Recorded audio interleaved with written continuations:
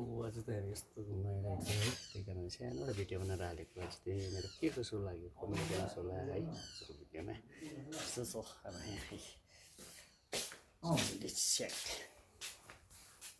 everyone है हामी चाहिँ आज लामाहट्टा भिजिटिङमा आइरहेको छौँ है यहाँ दिदीको दोकानमा स्टट्टै आज चाहिँ अब सुकुटी यसो केहरू खानु आएको अब नराम्रो कुरो होइन राम्रो कुरोहरू चाहिँ खानु आएको आज है आजको नजारा चाहिँ यस्तो छ है फाइनली अब तपाईँहरूलाई कस्तो लाग्यो वेदर है पाइन ट्री फरेस्ट है यो चाहिँ यस्तो छ है मेरो बसन्ती चाहिँ यहाँ छ अब हामी चाहिँ यहाँ यसो घुम्नु आएको आज साथीहरूसँग अब साथीहरू चाहिँ हामी आज यसो रमाइलो के कसो छ हाम्रो साथीहरू चाहिँ यहाँ छ है यहाँ दादा हुनुहुन्छ है हामी चाहिँ घुम्दै आएको आज यहाँबाट नजाराहरू के कसो छ तपाईँहरूलाई म देखाउँछु है